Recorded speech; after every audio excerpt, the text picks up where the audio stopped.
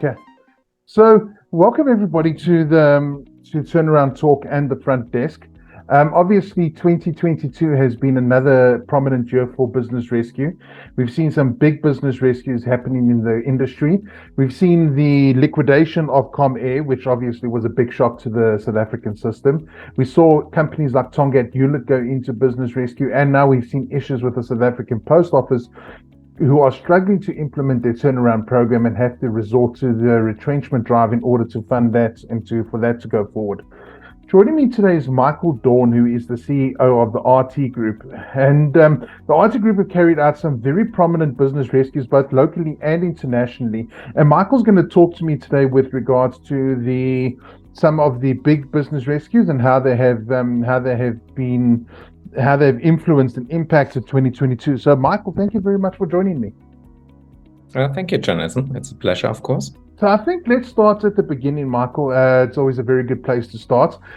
What were some of the prominent business rescues that took place in 2022, and how have they impacted the industry? Yeah, I think I guess, Jonathan, you're talking about the South African market, and I think you basically named most of them already. I think there was certainly Comair that ended up in a liquidation. I think Tongaat Hulett is a big one. I think we also should mention Ster-Kinekor. And I think if you look at the development generally in the market, then I think especially Ster-Kinekor was one example. Edcon was another example, not this year, but the years before. And I hope that Tongaat Hulett will be a similar example where we actually as industry can show that the concept of business rescue can work. Then let's remind ourselves what business rescue is about. It's basically rescuing a company from going into liquidation. It's not always possible, of course, depends on the situation.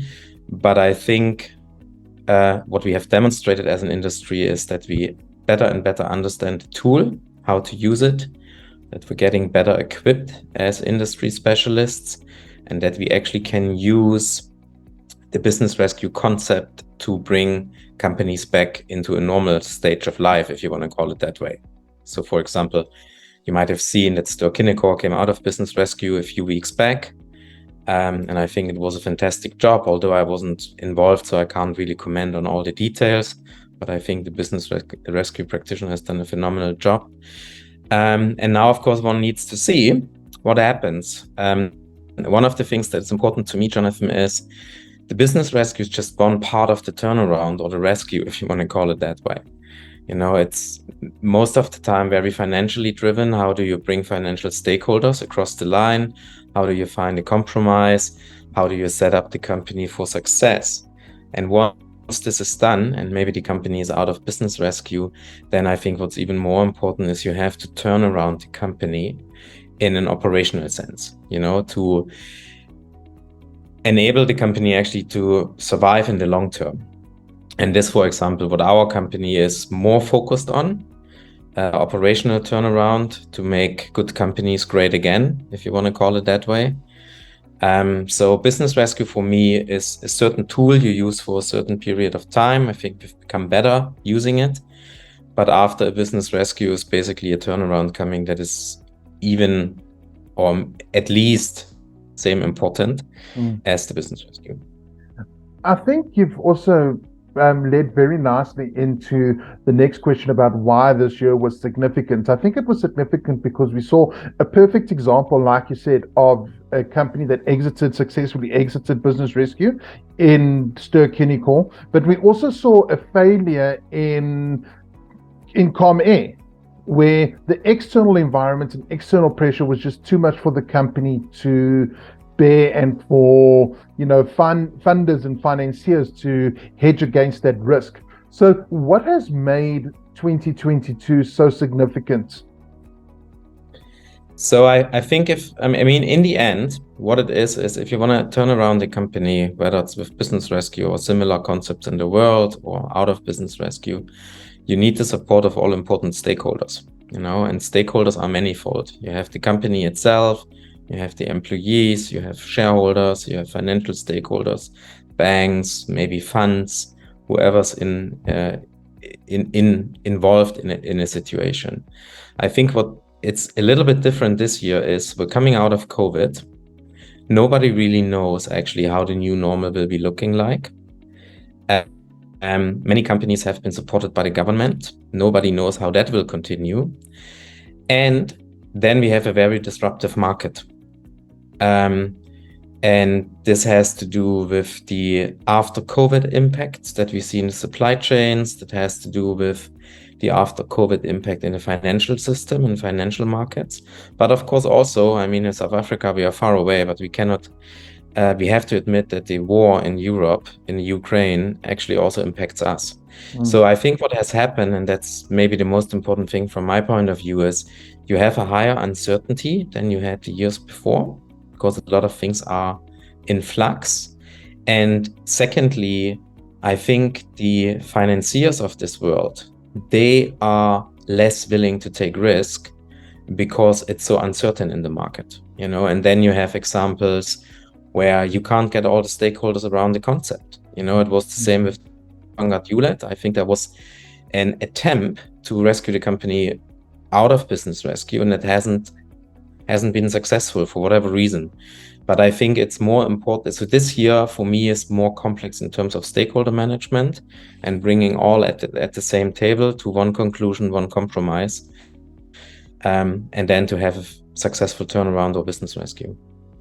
I think if we've learned anything from the past sort of 3 years, from coming from 2020 into 2021 and 2022, where business rescue has gotten a lot of sort of press and the public knows more about it, and they're starting to ask questions about the value of business rescue. A lot of questions were asked about the value of business rescue when Comair went into liquidation and what happened to the workers over there. Can we say by looking at the rescues that happened in 2022 that there is a definitive case that can be made that business rescue does offer benefit to companies who are financially distressed? It's a very good question, Jonathan, because as long as I'm in the market, there's a question mark about whether business rescue is a good tool or not. And my personal opinion is, and I'm not a business rescue practitioner, but I think a business rescue is a valid concept to help companies in a certain stage. I think what we need to learn in our country is there are several tools for several set of companies. Sometimes you can restructure a company outside of business rescue. Sometimes you can use business rescue, but sometimes it's too late and you have to do a liquidation. I think one of the problems that we are actually having is we are trying to make business rescue work. So we put a lot of effort into it. But sometimes maybe another solution would be a better solution. But I think what we have demonstrated in this year, but also in the last years, is if you apply the concept correctly, and if you have support from all stakeholders, it can work. And sometimes it just doesn't work. That doesn't mean that business rescue is the wrong concept. It just means that the overall situation is not the right situation. So now we've focused on the South African sort of scene and the South African business rescues that happened. Looking globally, because I know that the RT Group does have a sort of a view on global sort of business rescue. What are some of the big news in business rescue or business turnaround that happened globally in 2022? Yeah, so it's quite interesting.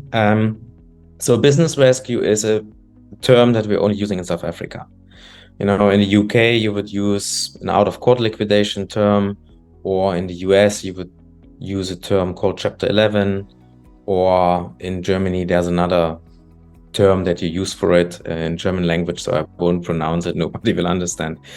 But I think what we have seen generally, and I think it's also true for us in South Africa, the amount of, let's call it business rescue type of rescues of companies has actually gone down in 2021 and the first half of 2022. Why is that? Because we still were in COVID phase and there was still a lot of governmental financing in many companies. This is currently picking up. You can see it all over the world. If you look at statistical data, especially in Q2 and Q3, it has picked up tremendously. Forecasts say that Chapter 11 cases, business rescue cases, or bankruptcies, however you call it, will be picking up the next 4 quarters. And that is mainly driven by the fact that governmental financing is running out. There's a lot, as I said before, uncertainty in the market. And I think what's even more interesting, Jonathan, is to look at the industry where this is happening. So the 3 industries that we are seeing, one of them is manufacturing.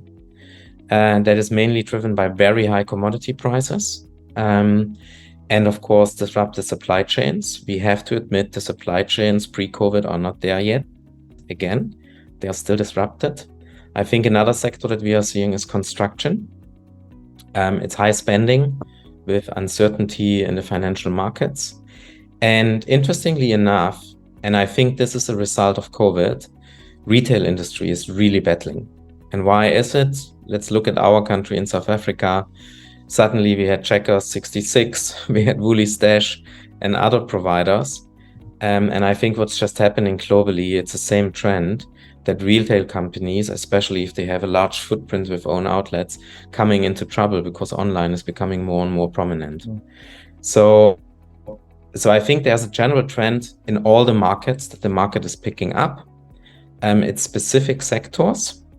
And I think it's mainly sectors that are very dependent on a global supply chain and commodity prices. I think we've spoken a lot about the significance of the business rescues and some of the challenges that they've had, and I think it's prudent to point out that these challenges are transferable and translatable to South Africa. They are not isolated cases because we live in a very digitized and intercommunicated world where we are connected to everything. We are seeing a lot of those challenges translatable into South Africa. So how do business rescue professionals, or turnaround professionals as they like to be called in South Africa, take these challenges and address them to add value to their clients and ultimately stakeholders such as, company creditors and employees?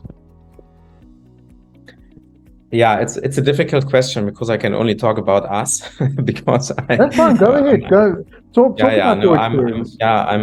I'm focused on us, of course, and I think what I'm saying is generally true for most of our colleagues. I think what is a turnaround about? Let me start that. What you need to have is you need to have a compromise with stakeholders. And in our experience, the most successful turnarounds are done if you are able, as a practitioner or as an industry expert, to explain the turnaround concept, or call it business rescue concept, in very simple terms to all financial stakeholders. And at the same point of time, to show whatever you put in front of them, you actually implement it in time and in money. So my personal experience and the experience of our successful cases is make it simple, be open to all the challenges that are out there, and be always on time and in money, so to say, with what you do. And then you gain the respect of the stakeholders. In the end, Jonathan, I'm very clear about that. You can have the most sophisticated concept to turn around the company. If stakeholders don't buy into it, and that mainly has to do with complexity in my point of view, then there is no future. So explain it as if, explain it your mother or your kids in a certain way, and then deliver on it. And I think that's the big 2 success factors to a business rescue turnaround, or however you call it. Michael, thank you very much for joining us, and we look forward to talking to you again very soon regarding some of the big news in the industry. Thank you so much, Jonathan.